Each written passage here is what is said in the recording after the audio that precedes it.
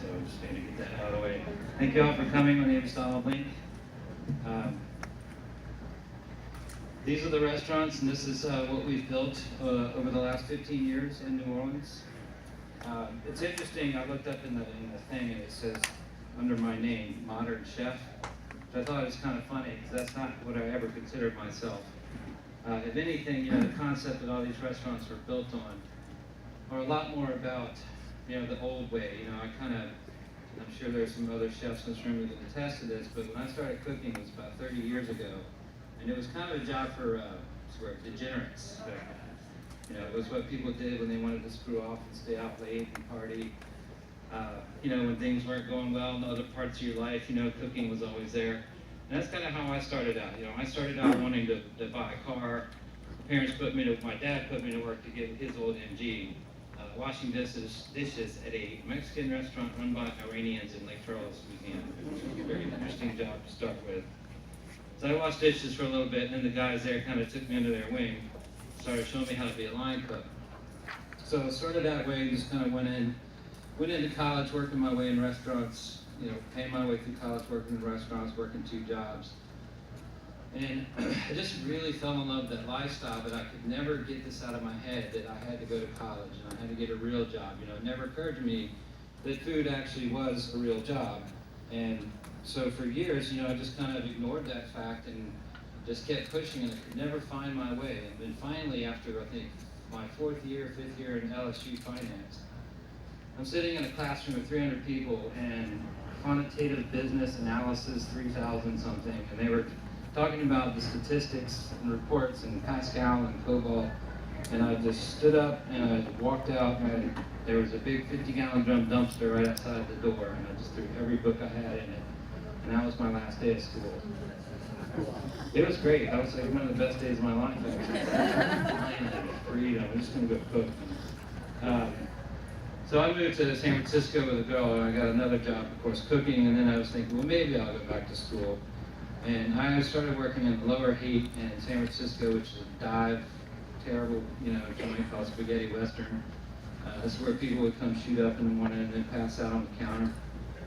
But I fell in love with it. The people I worked with, the energy, the atmosphere. And then one day it hit me. I was like, why am I running away from this? This is what I want to do. This is it. I remember the day it happened. It was like a light bulb went off. I said, I'm going to commit my life to cooking. And I'm going to commit my life to this business. I don't care if it makes $7 an hour and I'm broke. I'm going to figure it out. Some way or another, there's got to be a way to make money in this business. And to be happy, because that was the main thing for me. It's like I struggled for so long trying to find my way. And I'm sure a lot of people that age too struggle really hard to find their way in what they want to do. I did that first, that's why I kind of call this the accidental entrepreneur, because I didn't set out in this business to own restaurants and to own businesses and buy real estate and do all the things that we've managed to do over the years. But what I do know is I loved it. Every day I loved going to work. I was excited to go to work. When I would get off, I'd go buy cookbooks and I'd read books. And, I got promoted from the shithole in Lower Haight to a really cool, fun restaurant called Cha Cha Cha Uptown, or what do you call it, Panhandle, San Francisco. And this place was 3.5-hour wait, cash only, 2 cooks doing 400 or 500 covers a night. It was just, everything I dreamed that cooking could be. There I went to school, so on and so forth, went back and forth from here in San Francisco. And then in 2000, I opened Herb Scene, and with partners with Susan Spicer, her boyfriend, and my father-in-law for $50,000. That was my portion. Each of us put up 50 grand, and now the restaurant's doing, now that 50 grand did all this. There's no investors, we have no other outside money. Obviously, we have mortgage on the buildings we own, but we managed to build this. And kind of what I wanted to touch on today is just kind of talk about, how we built this and how I view the restaurants and entrepreneurship. I didn't really think of this in entrepreneurship terms until last week, maybe 2 weeks ago. Because to me, it was just business. It's like, what do we have to do? What do we have to do to make the restaurant better? Why are we doing things this way? What kind of people? I grew up in the restaurant business, so I really like the people I work with, and I really care about the people I work with. The point of coming to New Orleans for me was to get away from, the jobs I was getting offered in San Francisco were, 140, 150 grand a year, which was great considering at the time I was making 40, as a chef over there, just a while back. But I wanted to open a restaurant where everybody that came to work wanted to work next to the person. They wanted to like the person they're with. The person that works next to them is pushing them and inspiring them, and that, I know what it's like to be a line cook. I know what it's like to be broke. I know what it's like to have to struggle for everything that you got to do.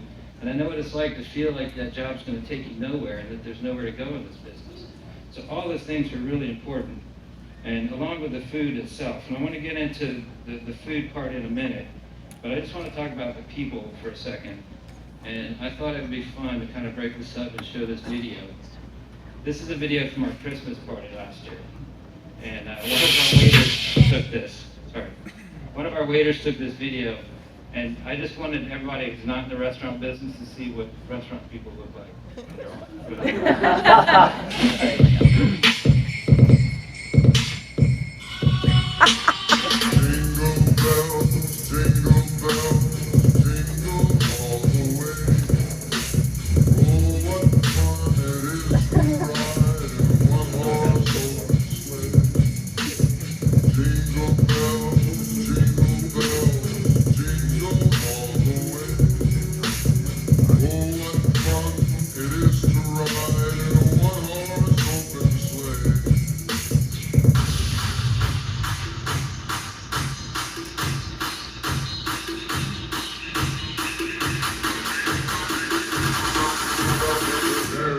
Christmas, you filthy animal.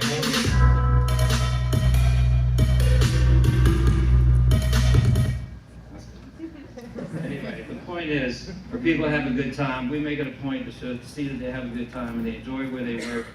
But more importantly, I was listening to the speech before. They were talking about entrepreneurship and chefs in particular. You got to think that this city has got to have one of the highest.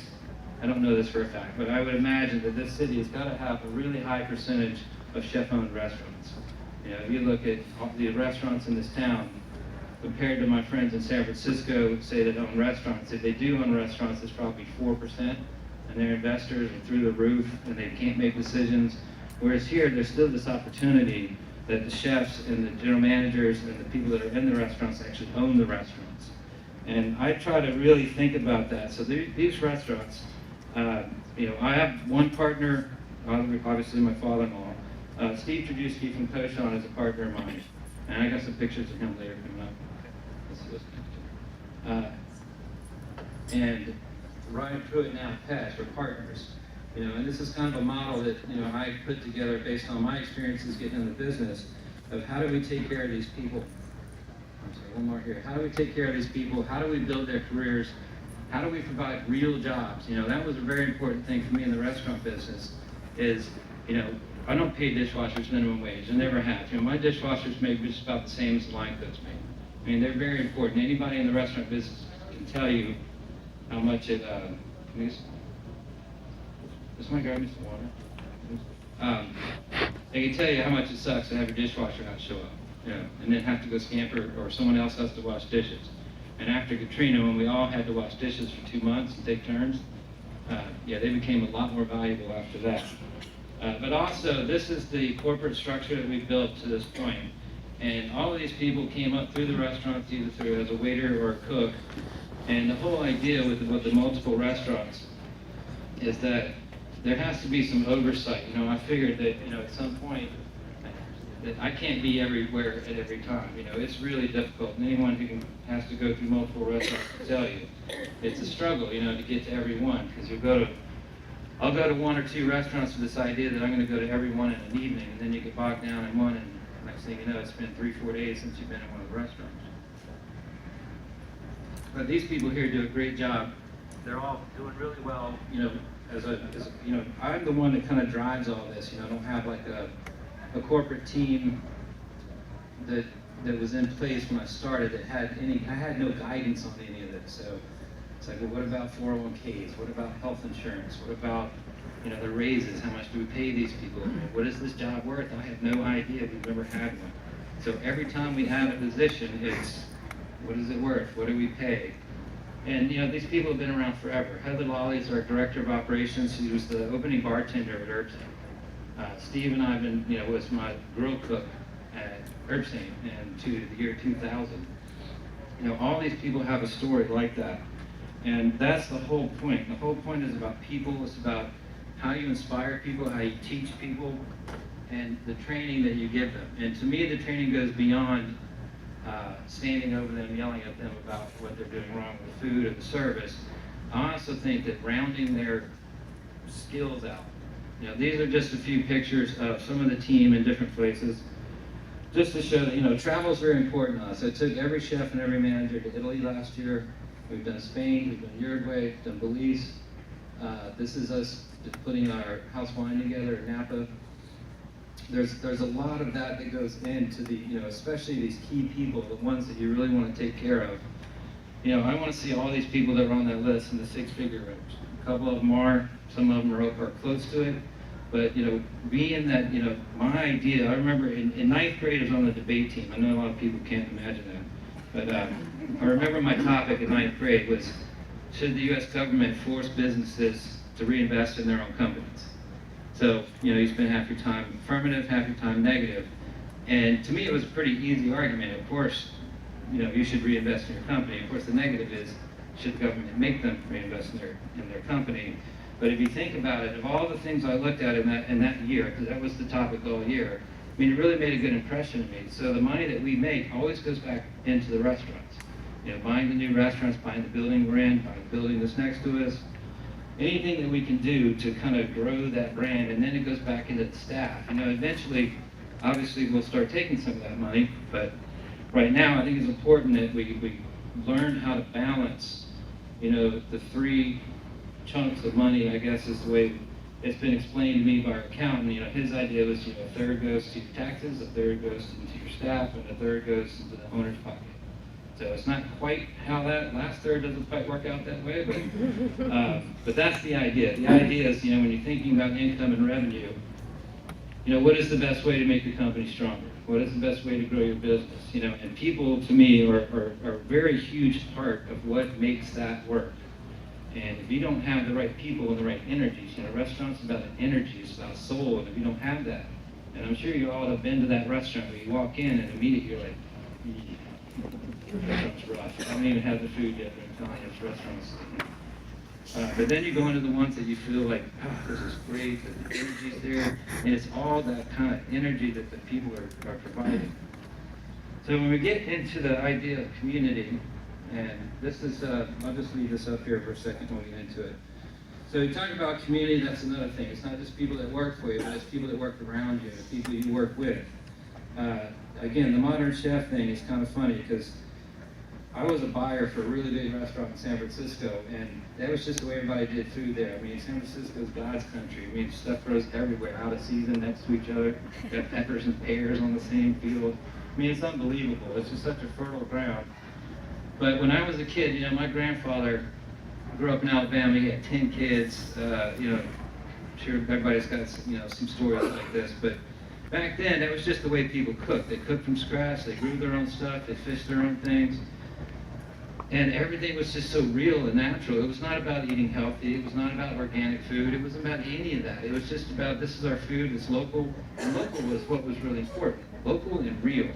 And real being the most important thing.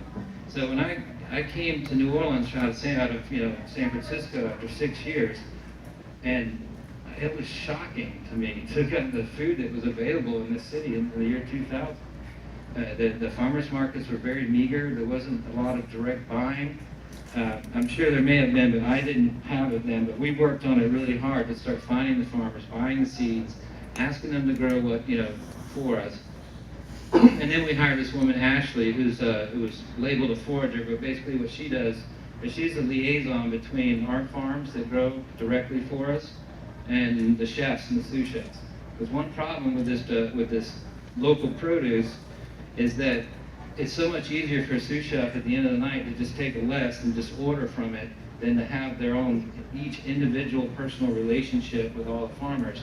So Steve and I did most of it, and then when we hired Ashley, it was a relief, because then Ashley can visit those farms and really keep track of the numbers the cost, who's growing what, how much they're growing, how much, and we tell them how much to plant, how much we're going to buy, and case it out, we spread it out. I mean, it became a very, very involved, complex process. And then she puts together one sheet of all the purveyors and all the farmers, and then they order from that, just like they would through a general place. So the numbers here, I'm sure you can see them, they make sense, but this is the growth rate. This is the amount of produce that we're buying at the restaurants and how much, national to local. National stuff, a lot of that includes onions, carrots, celery, and potatoes. There's a lot of stock items. We go through 80 gallons of stock a day at the restaurants, but at least. And I'm sure you'll attest to how much stock you go through as well. But what hit me when I got to New Orleans was I grabbed some parsley out of the walk-in, and there was a band around it, and it said product of Peru. I was like, Peru, really? We're buying parsley from Peru. It doesn't grow here?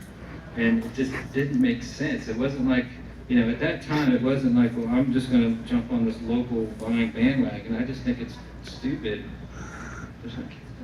I just think it's stupid.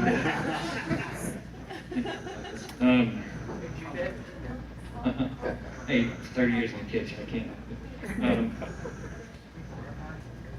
That we're buying these things from overseas when they can grow right here. So that kind of spurred the whole idea of buying, from local people, finding those people, going to the farmer's market, asking around. This was a really great project that we did about 4 years ago. We started this project with Bill Riles. And I think Bill's a great guy. I love him to death. We went and talked to him because the pigs that we were getting at a restaurant called Cochon, we go through a lot of pigs, were terrible. We couldn't get whole pigs of any substantial, quality.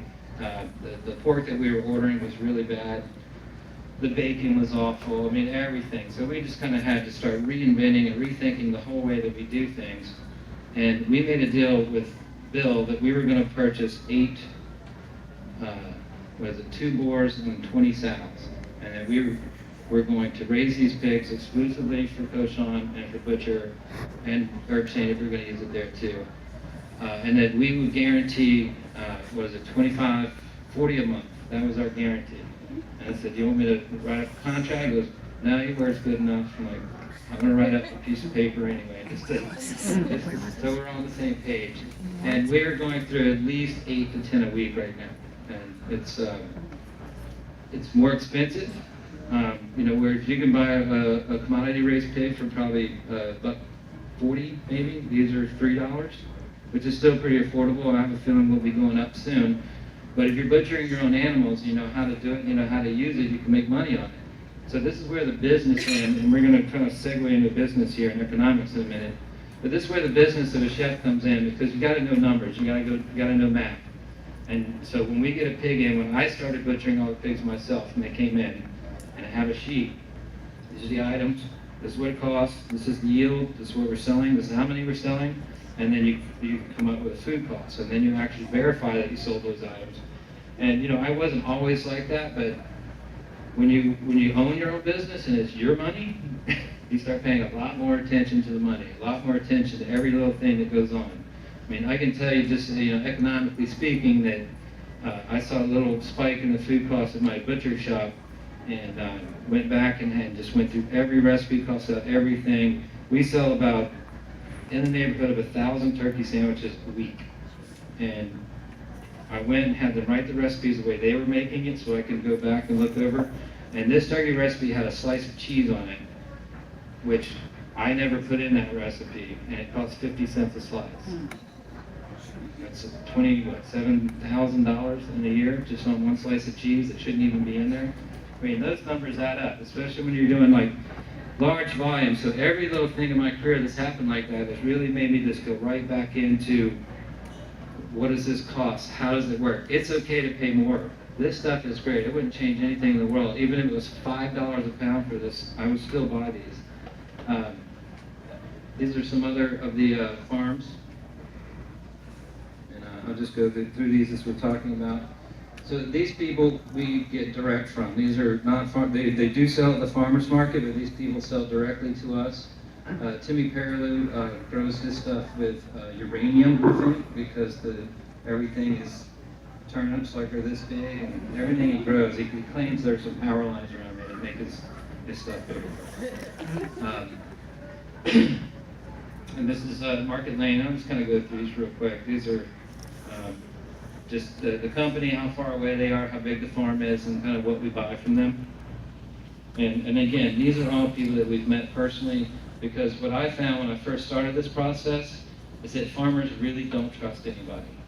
And if you ask them to grow a lot of food for you, they were very hesitant at first, because they didn't believe when I said we're going to buy 12 cases of arugula every week.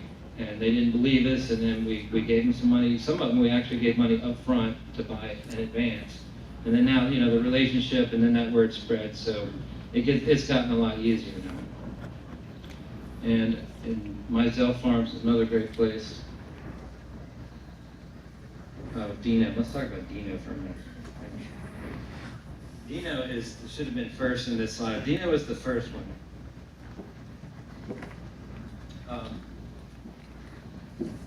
Dino was cleaning my grease traps at Herbsane about 14 years ago. And I said, man, where do I get your shrimp from? And I said, well, you know, inland Louisiana seafood, named after a few purveyors in town. He goes, I get you shrimp. I said, really, every day? He goes, yeah, I get you shrimp every day. I didn't believe him at all, or trust him. I still don't know. 14 years later, I still don't know. But he's come through. He brings us our shrimp. He's our sole source of shrimp. They're beautiful. They come in fresh every day. And this is the guy that really kind of hit off that, my understanding, like, okay, this is different here. You got to know these people. You got to find these people. And this guy was the first place I got food after Katrina. He had like some Bubba Gump story, like, you know, my boat's the last one standing. So you know, he's out and just killing it on seafood. So when we did the first menu after Katrina, we really made a point to use a lot of this. And I don't really want to talk about Katrina except to say that it was very enlightening and eye-opening about what local connections mean and how the whole economic system works.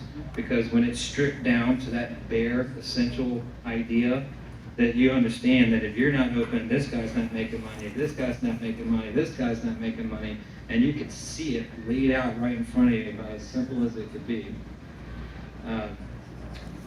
So, you know, the whole thing is happening over at Pasture, the seafood restaurant, in the same way they did with Cochon and Herbsane, is that we're finding all these direct sources of fishermen, which had to be, you know, really looked at through the wildlife fisheries thing. There's some really complicated stuff there. We had fish delivered from a guy that spearfishes, and he had a license, and then wildlife came and took the fish because they said it wasn't the right license. Then they sold it back to a seafood purveyor, who then brought it back to us the same day for a different price. Okay, complicated, but it's working out now. This is a very interesting project that we did, speaking again about pigs.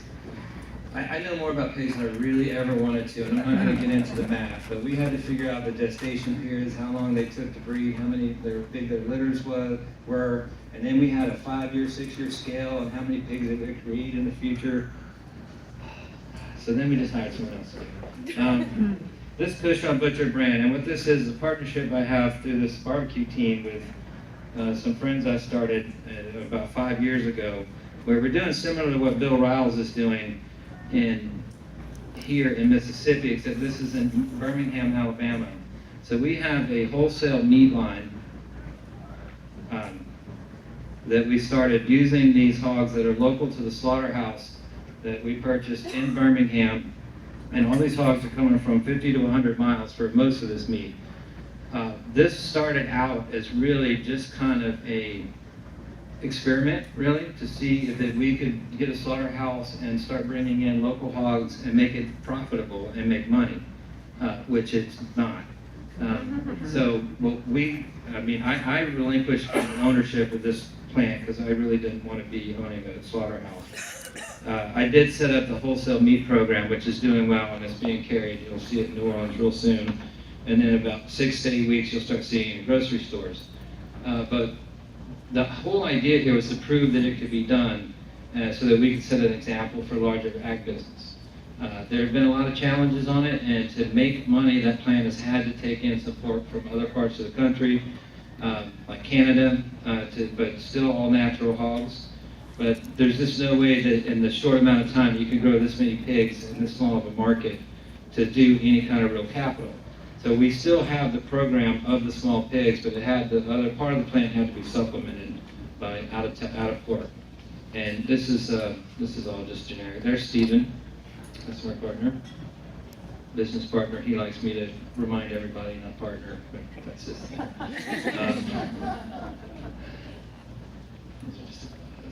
These are the products that we have at Butcher at New Orleans. For y'all that don't know, we make all our meats in house in all the restaurants, all the curing, all the charcuterie, sausages, etc. So these are the products, and then this is. I thought I would just throw this in here. This is the basic way to run a restaurant. Those are your numbers. I mean, that's pretty much it. There's this book I almost brought. It's called Restaurant Man, and the first paragraph in the book is this is how you run a restaurant, and this is the same numbers. Net 20, you know, some of them do, some of them don't. Depends on how much you pad into it. You really don't want to show 20, but you want to do 20. But those are the numbers, and when you look at, you know, the categories, the cost of goods sold is generally the number you can control the most. Labor can generally be higher, and when I have management meetings, when say the food cost goes up, I'll go show them that number, and I said, if this cost goes up, then this number that says labor, that has to come down. So y'all's choice, which one do you want? And these are some pictures of Steve. I was going to show a whole slide, a series of him napping, but let me just threw 2 in here. It's kind of a collection I have of Steve napping in different parts of the world. So the next section of this is what's next? The future. So that's the big question.